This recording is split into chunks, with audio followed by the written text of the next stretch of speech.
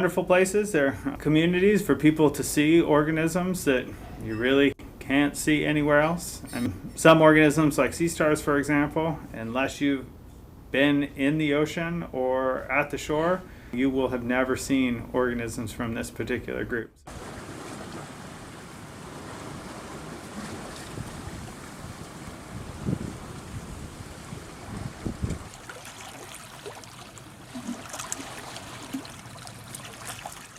Organisms there are spending the majority of their time underwater when the tide is in. So the same factors that affect most marine organisms will be influencing these, but these organisms oftentimes experience kind of this special circumstance when the tide goes out where they're exposed to air. Under those circumstances, they're kind of waiting for the tide to come back in. The amount of dryness or desiccation is an important factor for those organisms. In addition, because water buffers heat so much, heat also becomes important, and that's also correlated with desiccation. But on top of that, there's a bunch of other factors that the organisms experience a lot more variability than they would when they're covered up by water. We saw massive mortality throughout the tide pools and intertidal zone of organisms that just experienced temperatures that were way too hot, they dried out way too much, and they couldn't survive. You know, big, giant mussels, given the size, we assume have been there for many decades. They all died, for example.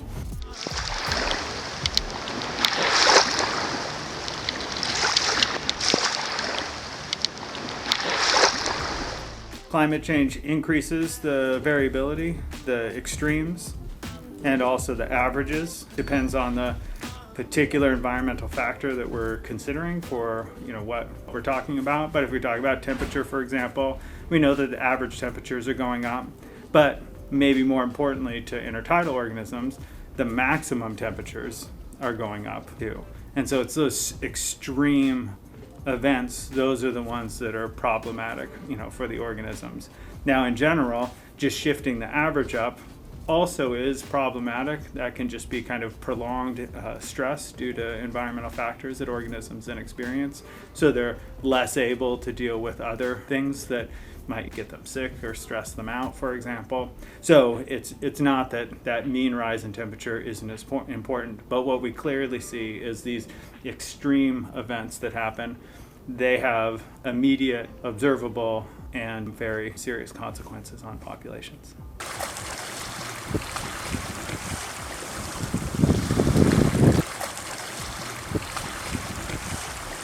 They get affected through a number of different mechanisms. One is that they have been negatively impacted by sea star wasting disease, which is a disease that is now prevalent along the west coast of the United States. It has really lowered the population size of many sea star species, not just the purple sea star, which is Pizastro gracious. And the numbers really and kind of the effect depend on the particular species, but Pizastro gracious is one that has been heavily impacted. So population declines at lots of places where basically 90% of the population has died as a result of the disease. We don't know what the cause is of the disease. What we do see is that it's pulsy in the sense that, you know, initially it came through and there was high mortality, and that was patchy at different areas, but kind of regional at some level. So a site here and a site not too far away kind of experienced high mortality all at the same time. But just to give an example, when the disease first hit, we had high mortality in Seattle and around Vancouver, BC, but we didn't have any here at Bellingham until the following year. And then we had really high mortality at sites around here. So that's kind of the patchiness, and that was seen all up and down the coast. What we are very sure is that it's transmissible in the water, so it kind of moves around via currents. In addition, that it's very likely to be biological. So it's not some environmental chemical or toxin or something like that, but it's likely the result of probably a virus. Well, when I started here in early 2000s, you'd go down to Larrabee and there were hundreds to probably thousands of sea stars all along the rocks there. And now when you go down there, you find them, but they're certainly no longer thousands. Now, in terms of the other impacts, for example, impact mussel populations and barnacle populations, well, that's what these sea stars eat. So as those populations become impacted through, extreme weather events or climate change, that subsequently has a negative impact on the population.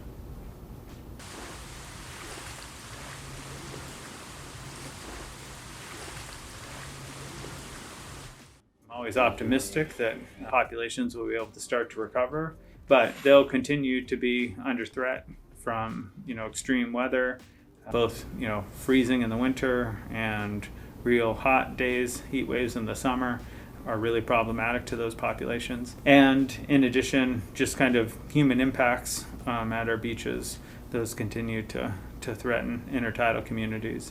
Kind of the more traffic we have down there and the more people are down there picking up sea stars and walking over the substrate, for example, all of that takes a toll on those populations.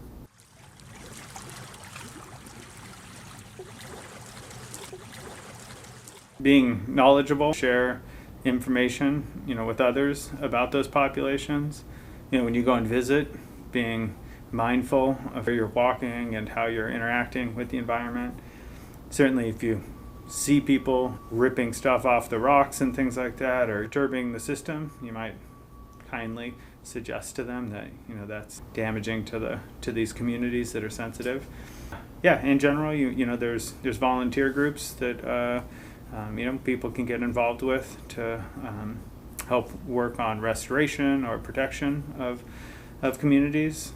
There's always philanthropy and donation to organizations that are associated with helping marine nearshore communities.